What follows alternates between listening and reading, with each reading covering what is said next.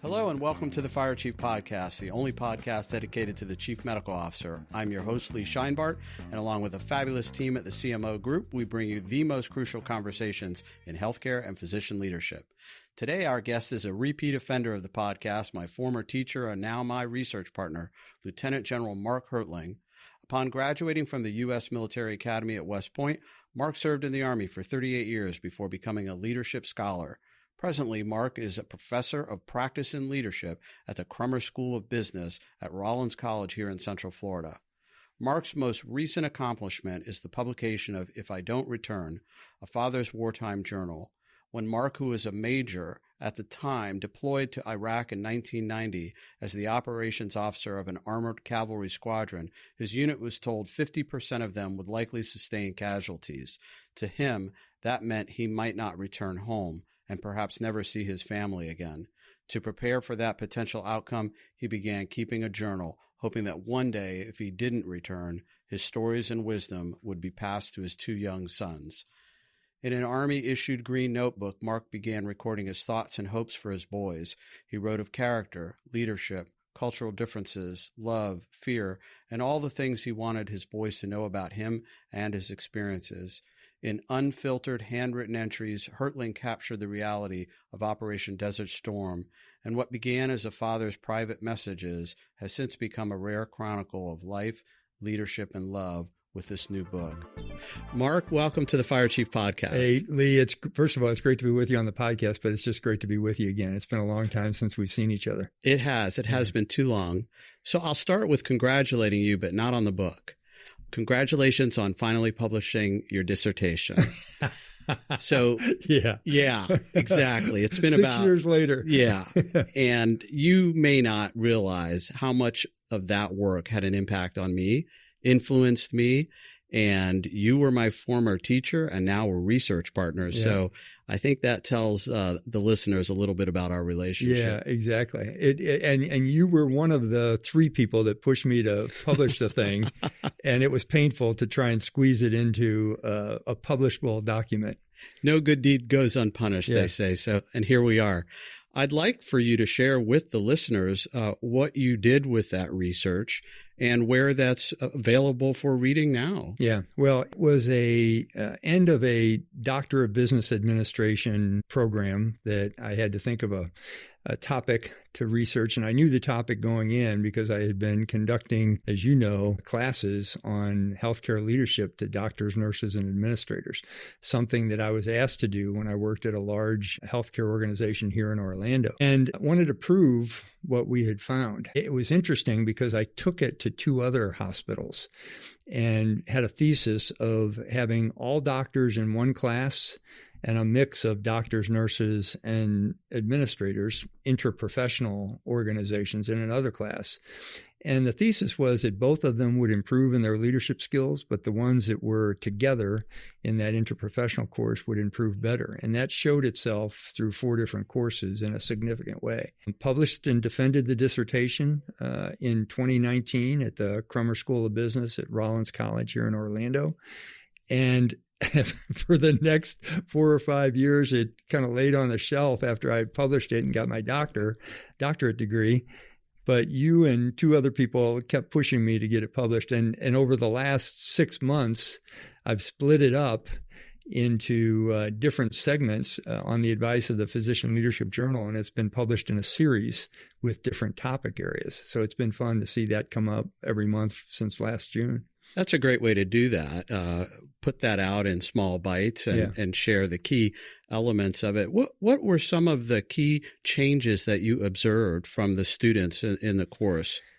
Well, it was a mixed method study, Lee, which every doctoral student tries to avoid. It's the bane of investigations, but it studied not only the quantitative results of how did things measure up over 20 different leadership traits that we were measuring, and it was not only the self-efficacy, physicians and nurses reporting on themselves how they thought they improved over an 8-month period of time. But each one of those also had a peer nurse, a peer doctor, and a peer administrator who was not in the course, as well as their spouse or partner who reported on changes in their styles with communication, team building, conflict resolution, those kind of things. So the thesis was that the improvements in those areas make for a better leader. But what was interesting is one of the hospitals I was working with, and this was the article that just came out this month in Physician Leadership Journal, asked me if I could add some more questions to the surveys we were using pre and post. And those questions surrounded burnout. And it was interesting because, as all doctoral students will tell you, they don't want anybody expanding their research because it just causes more pain. But because they asked me to do it, I included some questions from the studies by Maslach, who's a big burnout expert.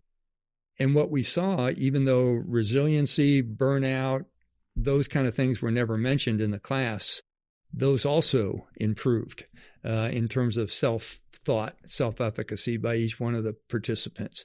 And the conclusion was that when you study leadership and you feel a little bit more connection to the organization, which you and I worked on in another research paper, it tends to reduce the kinds of things that create burnout or a lack of resiliency in your profession. Yeah, I fully support and agree with that notion that you found in the work and that you and I did together. There's no doubt that whatever field we're talking about, burnout involves about 6 or 7 or 8 different frames by which burnout occurs. One of those is the separation of purpose, mastery, and agency. And if you think of 3 overlapping circles, and in the center you feel at your core fulfillment, but when those circles pull apart and that Venn diagram goes outward, you lose your agency, you lose your purpose, you lose your mastery. The feelings of burnout occur. And when you develop people, it seems very obvious that you help them regain a sense of purpose, why they're there, what they're doing there. They begin to master new skills, and they feel that agency again. Well, and they also reflect on their values. Yeah. They reflect on others as opposed to themselves. You know, what am I doing wrong versus how do I help make this team better? So all those things, it makes perfect sense. Right. And it was interesting. I'll share this with you. My thesis advisor, a woman by the name of Kim Yentz, PhD, she's a big organizational design student, but her father was a physician. And when we came back with these things we couldn't explain, why did these things change when we didn't address burnout or resiliency? You know, she said, it's pretty simple to understand. You know, you're giving a person an understanding of their worth within the organization by giving them help to be courageous leaders. So it does make sense. It does. And when you and I started working together, first you were my teacher and I was a student in the leadership development interprofessional course that you led. Someone came up to me and said at the end of the course, I just want to let you know, I've been with this organization for a very, very long time. And after this course, I believe I can finally trust the organization. Yeah. How about that? And you remember that was an epiphanal moment for me. And I began to think about this.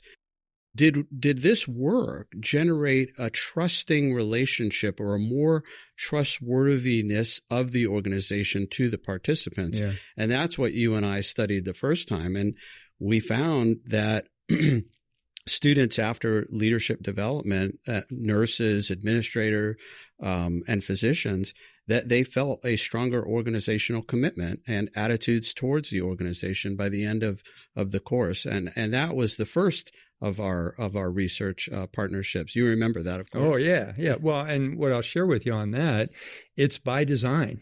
I mean, as you remember, the course was set up that the first 2 months focused on self, the next 2 months focused on teams, and then the last 2 months focused on organization, both what healthcare providers can provide to the organization and what the organization does for them.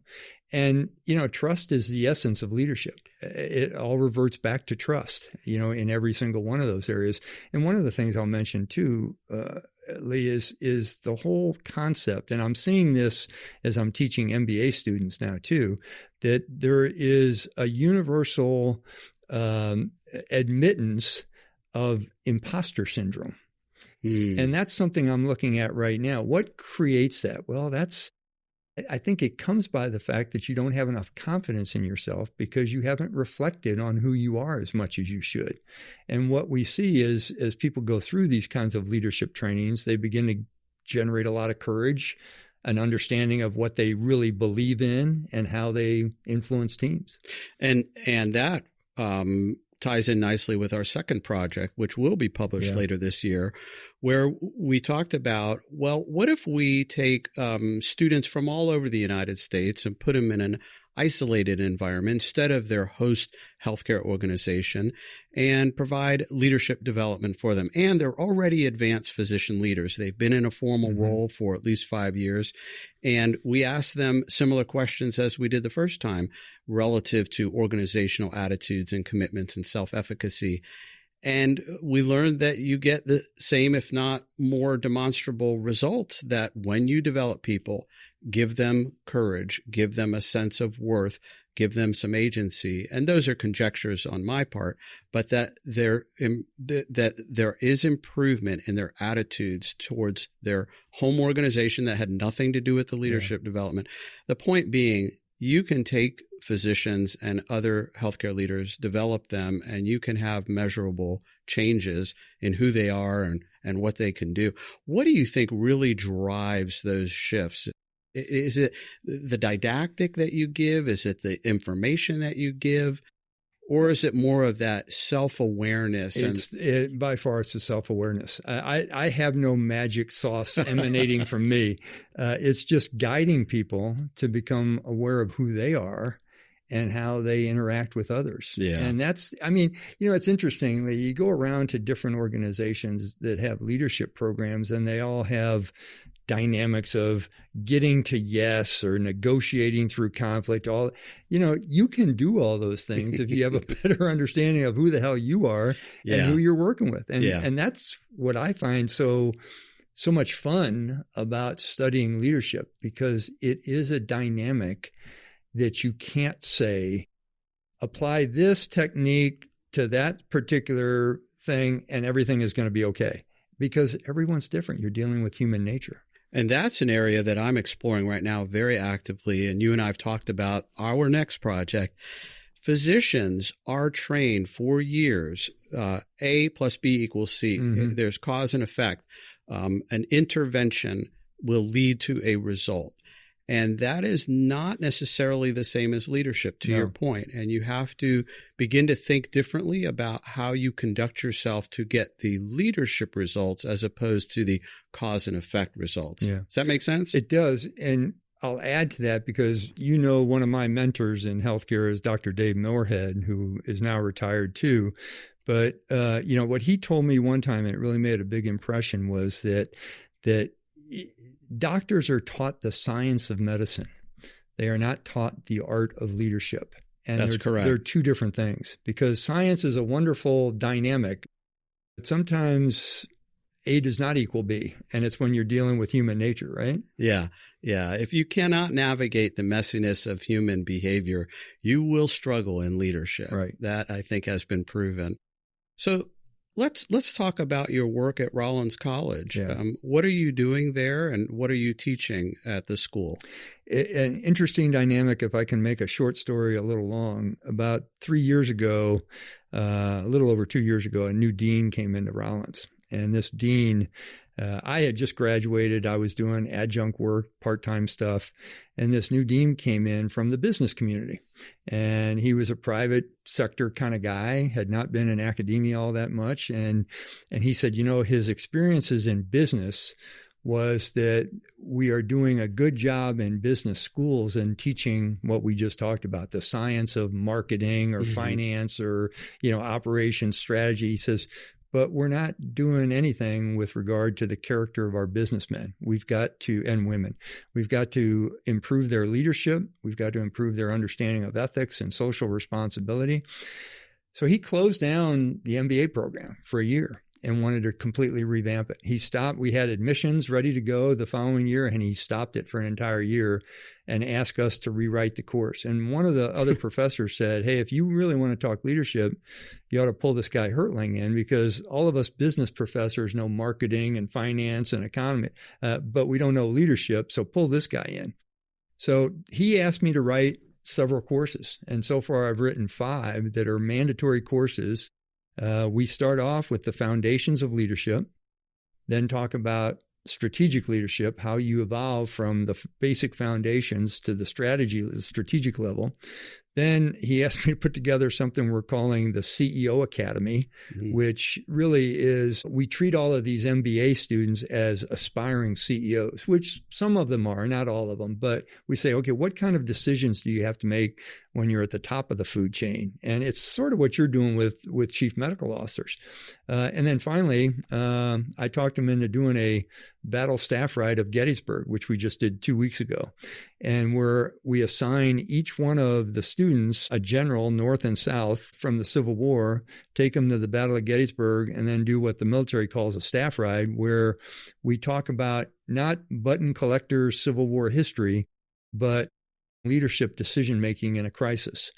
And we translate things like toxic leadership from the Civil War to today, positions on the battlefield to most influence the action to position in your organization, how communication can cause failure or huge success, those kinds of things. And there's about 50 subjects that we cover, and we do it in a day and a half. And we came away 2 weeks ago. It's the first time I've done it with MBA students.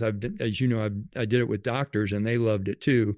But I had one student come up to me and say, that was a religious experience. Wow. I walked away completely understanding what we have been through and how all this MBA stuff comes together in a real method to run an organization the right way. That's fantastic. Yeah. When you and I worked together, we did that equivalent at the Kennedy Space Center, talking about human and manned space flight and all of the variables, and the key objective of the mission is to bring the astronauts home safely. And we talked about when things go wrong, too, right, like the Columbia disaster. Right. And we saw how that affected an organization, too. And I know personally, and you do too, that the physicians were equally affected by that experience and thinking about. Yeah, and I think it became part of the reason why is because we did that course, and the first time we went to Kennedy was right after COVID.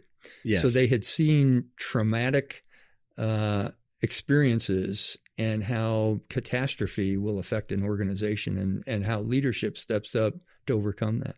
And if you are unprepared, and I know you love preparation, crisis will define you, one way or the other. Exactly. So, one of the things I did want to ask you, a few weeks ago, we were talking, and it may be in relation to your ongoing work with physician leadership. I know you're working with a system up in Virginia. Mm-hmm. You talked about context. You've begun to add context into your curriculum. Yeah. Is there anything you can share with us about what bubbled up in your mind and why you brought that in? Well, it gets right into your wheelhouse. You're setting me up for this, I can tell. I know. And by the way, that organization in Virginia is run by a guy who went through the course with you, who left your organization and took over a new position, another one. So that was a changing context for him. Right.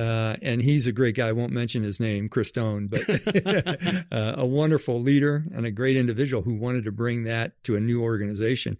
But yeah, the 4 elements of leadership that are found in research, and that I didn't realize until I started studying versus executing leadership, was it's something we ignore in the military. We do it, but we ignore preparing for it. And that is the 4 elements are your leader's attributes, your leader's competencies, how the leader influences and inspires other people. And then the 4th element is context. And what's meant by that is in the first 3, you can feel like you're studying and you're really doing it great and everything's going well. But then suddenly your job changes and the context of your leadership changes, whether it's a result of the organization's culture, what is expected of you moving up into a new position, the kinds of dynamics you had to never face before as a leader that all changed the way you do leadership. So that context element is, you're talking to a bunch of aspiring CMOs, right, or CMOs who have been in the job. They've gone from the clinical world to suddenly the leadership management role. the context has changed. Yes. So what worked as a doctor in the clinic may not work as a doctor in a C-suite role as part of the organization. So that's what that context is all about. Yeah. And I spend a lot of time now thinking about and researching that transformation that's required in that contextual change of environment. Yeah. What got you here won't get you there. Right. Marshall Goldsmith. You have to learn new approaches and expand the way you do things as you go into different roles. Well, the Army does a pretty good job of it, but it's transparent. I started my career as a second lieutenant tanker with 19 soldiers under my command in a tank platoon in Europe in 1975 to show how old I am.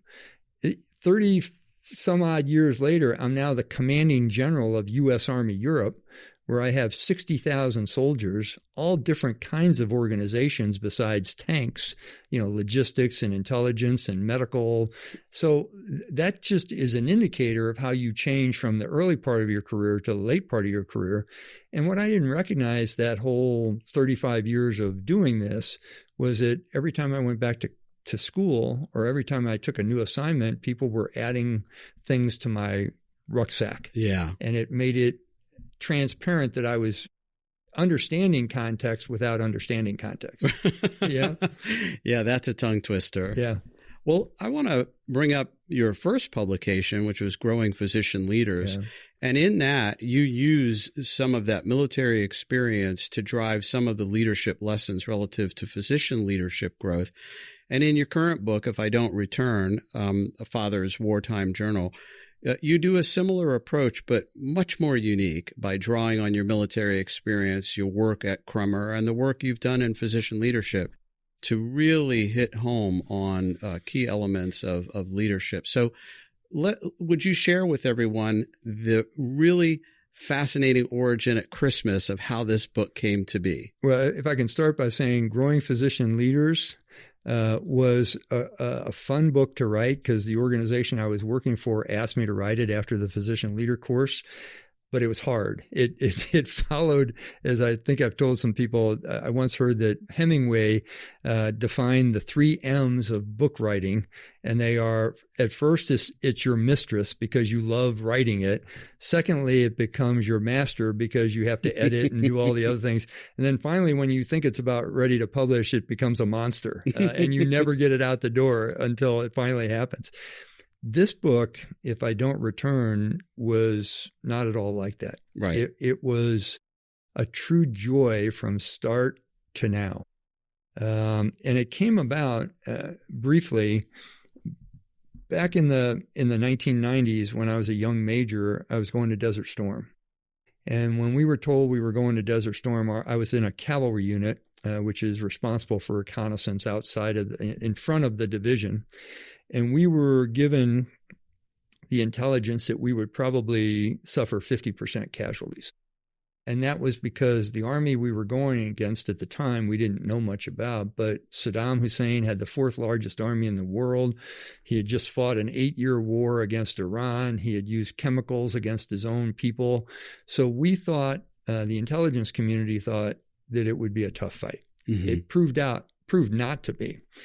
But going into it, when we were told that, I thought, oh my gosh, I've got a 50% chance of coming home. And Sue and I have 2 young boys. They were 7 and 10 at the time. So if I die, if I leave her a widow and the kids fatherless, how do I want them to grow up?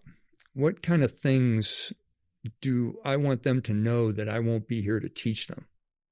So on a daily basis, before the war started, we deployed to Saudi Arabia. We were sitting in the sands of the desert. I started a journal, a daily journal, not a diary per se, but I would pick a different subject every day and just write about it. Say, here's how you boys need to think about this.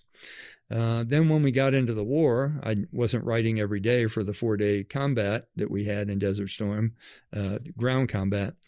But I wrote at the end of that what had occurred over those 4 days and the different things that happened. And then the 3rd section of the book is all about what happened after the ceasefire for the couple of months we were there afterwards. And all of these were lessons that I wanted the boys to know. But the spoiler alert, I did come home. The other spoiler alert is a 7 and 10-year-old were still there, and they had no desire to see the musing of their dad during the 6 months or 8 months that I was away. So the journal, the handwritten journal, went into a footlocker, never to emerge until our youngest son asked my wife about it and said, "Hey, where's that journal?" And now our youngest son is now 42. He served a couple of combat tours himself, so is our older son. But what he did was, while doing a very difficult job that is part of his professional life and handling 2 sons of his own and trying to raise them well, he spent time after the kids went to bed typing the journal up.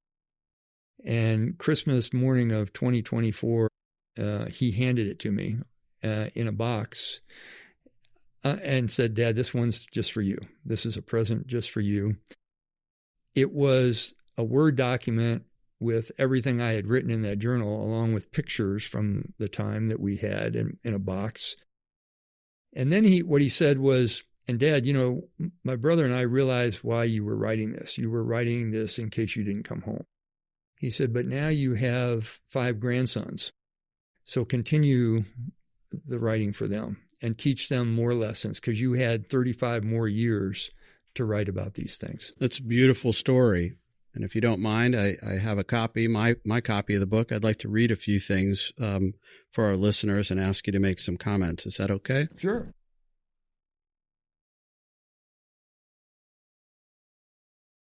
Reflection.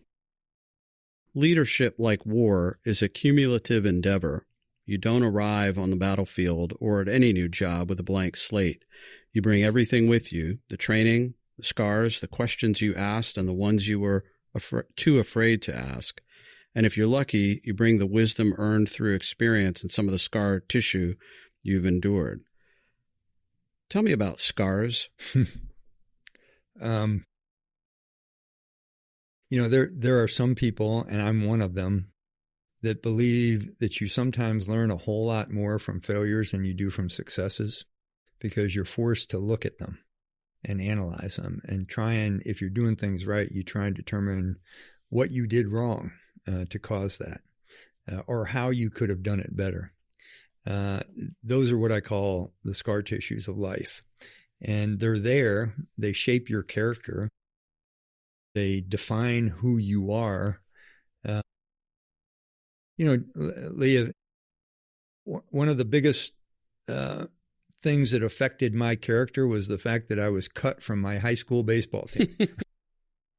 Damn it, because I knew for sure that I was going to be an all-star first baseman for the St. Louis Cardinals someday. So that, you know, it really drives the fact that you have to look at yourself. And how do you pick yourself up? How do you figure out what you did right and wrong? How can you improve from that particular object? And then what do you do next? How do you handle it? Do you mope about it? Do you kick dirt? Do you kick sand and complain about it at the end of the bar when you're 50 years removed from the event? No, you try and pick up something else and be successful in some other arena.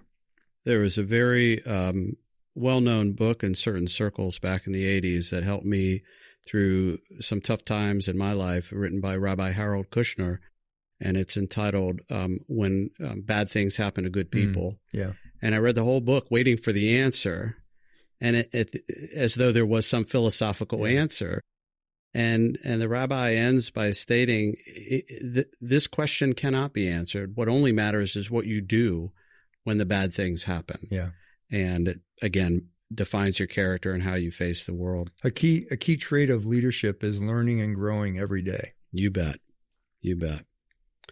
Here's another passage, and this is about trust and leadership, as we talked about.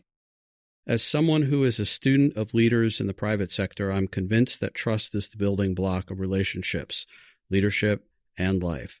Trust is gained in myriad ways, and as I once heard someone say, trust is earned in drops but lost in buckets. Trust is relatively easy to build in small teams if one knows what it takes to build it, but it is much harder to sustain when hidden motives, blind spots, egos, and personal agendas that are often present in larger teams enter the equation. And you go on to quote a military theoretician, Karl von Clausewitz, who describes something similar in broader terms for warfare. He wrote of war as a paradoxical trinity, a balance of passion, chance, and reason that found its practical expression in the relationship between the government, its army, and its people. Each had to trust the other. Citizens had to believe their government's cause was just. Armies had to believe their political leaders would use their sacrifices wisely, and governments had to trust their soldiers to execute with discipline and competence. What is that all about? Well, the Clausewitzian Trinity is something that a few of us spent over a year studying at an advanced school when we were majors out at Fort Leavenworth, Kansas. And what it really talks about is how each one of those elements in combat can't act alone. You can't have an extremely competent army without having a government that the people trust. You can't have an extremely competent army if the people don't trust the army and they think they're doing bad things. It is that trilogy of passion, executing missions that the Army does, logic, what the government asks of its soldiers and of its people, and reason. And by the way, Clausewitz wasn't the first to figure that out. I think a guy named Aristotle said something about logos, ethos, and pathos. And it's the same thing, the combination of logic, passion, and reason. Yeah. Well, I want to draw a parallel, and I want your reaction to this as it relates to healthcare and our chief medical officers, our administrators who listen to our show. I would say that this trinity is very much true. Patients have to believe that their hospitals and their clinics, that their mission to heal is of the highest integrity, and that physicians and nurses have to believe that the healthcare leadership will use the resources wisely day in and day out. And the leadership must believe that the doctors and nurses would be disciplined and competent in their care of the patients. As physicians become organizational leaders, they move farther from the bedside, but they really do need to understand that trinity plays itself out day in and day out. And as those physicians move into those positions farther from the bedside, they become the interlocutors and the bridging mechanism between the people and the administrators and the patient. And I think that was written by Dr. Peter von Clausewitz later on. He was Karl's brother, I believe. Yeah. But all the things that are said in this, I mean, Clausewitz wrote for combat. I mean, he was one of Napoleon's scribes. But a lot of the things he says in his work on war is really about on life. Yeah. And that's a great translation to the healthcare community. Well, the other thing that happens is leadership, and I'm going to quote again from your book, leadership is lonely work, but it doesn't have to be solitary if you have people around you who understand both your responsibilities and your humanity and continuously remind leaders that they cannot carry burdens alone. Expand on that, particularly the comment about your humanity. Yeah, it's interesting. I'm smiling because I just taught that lesson last week to my MBA students, and I call it the stuff rucksack theory. Mm-hmm. That's my personal theory, and that's your bosses go around with a rucksack. Many people don't know what that is, a big backpack, and it's stuffed full of things that he or she has to do, and the subordinates have to understand that leader, that man or woman who's leading the organization, has an awful lot on their plate. And when you ask them to put more in that rucksack, you as a subordinate, you as a follower have to help out quite a bit. And that's understanding, or what some people call leading up. Because if you're just throwing new ideas at that man or woman who's leading the organization, they don't have time for new ideas unless they get some help. That's human nature. Right. So it's an important part of leadership, and it's the humanity of being alone as the senior most person in the organization. The higher you go, the farther away from the bedside you get. That's what we say in healthcare. Yep. And a lot of us go into medicine to be at the bedside, and it's a tough transition. Well, if you don't mind, there's one last passage I'm going to ask you to read here on the bottom of page 304 between these two arrows. I sometimes can't read this because I get choked up, but I'll give it a your shot. Readers right here. Oh, yeah. So it's a beautiful section, and it sums up a lot about what you wrote and who you are. Written 35 years after putting it in the Green Journal, you wrote a little bit more of a letter. So would you read where this was part of the reflections on a journal entry, and it says, "To my grandchildren, you were the audience I didn't know I would have." This is going to be tough. If you find yourself reading these pages, know this: you come from a family that believes that service is joy, that truth and humor walk together.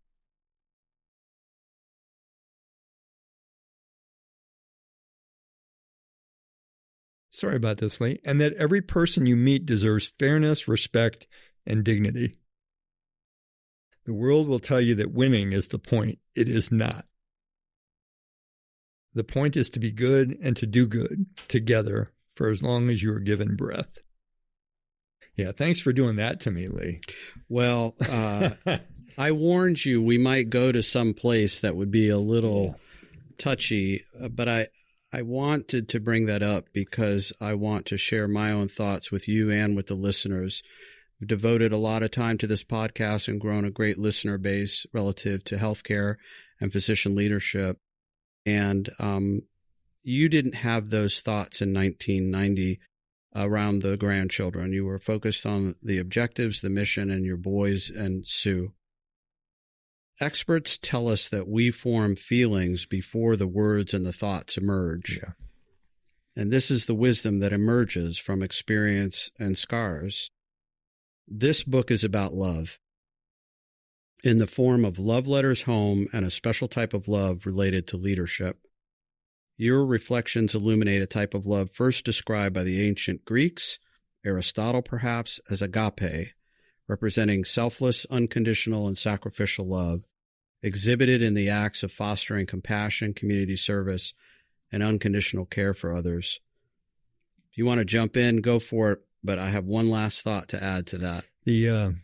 I will jump in because after a 4 decades long military career, by serendipity, I was asked to join a healthcare organization. And I think I've shared this with you before, but I'm going to do it again. What I realized after serving a couple of years with a large organization and seeing what doctors and nurses and administrators and all the people that support them do is it was an awful lot like being with soldiers. It is a profession. It is one of 2 professions of many within our society, but we are, medicine and the military, the only 2 professions that deal in life and death in very, very different ways. So you have to earn your right as a professional to do the kinds of things both healthcare providers and soldiers do. And it takes an awful lot to get there. And I think I've learned that more and more as I've gotten older. And what you've just realized is what I say in the first chapter of the book is that my wife sometimes says I cry at supermarket openings. I get emotional because I see the very value in every human being, the shining spark that is in every soul. I've known you a number of years. I wish I've known you longer. And Sue is right. And I always trust Sue. She knows you and she hits the nail on the head. Let me wrap my thoughts with the following. Much as soldiering, swearing an oath to protect the Constitution and leading soldiers, this is also true in medicine. The choice to become a physician and take an oath in the service of others, to address suffering unconditionally with sacrifice and selflessness in the act of caring for other people. To me, physician leadership is about fostering compassion, community service, and unconditional love for the house of medicine and all who dwell in it. So those are my final thoughts. Your final thoughts, Mark, before we wrap up?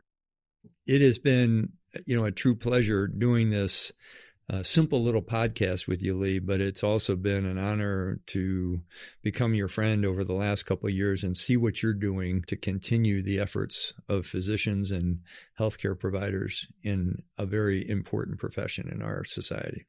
Well, thank you for that. Thank you for being on the show. Thank you for sharing your thoughts about love and leadership with our listeners. And you're a repeat offender, which means we probably have to bring you on another time. So, all right. Thanks, Mark. That was great. Thank you, Lee. Appreciate it. Ladies and gentlemen, you have been listening to the Fire Chief Podcast, the only podcast dedicated to the Chief Medical Officer. Want to learn more about how to develop physicians into leaders? Then connect with either one of us on LinkedIn. Want to learn more about transforming your career and becoming a CMO? Then connect with the CMO group and get ready to lead in healthcare. I love talking with those dedicated to leadership from all around the world, especially those supporting physician leadership. So get out there, develop your physicians, your nurses, your administrators, and damn it, do some good together.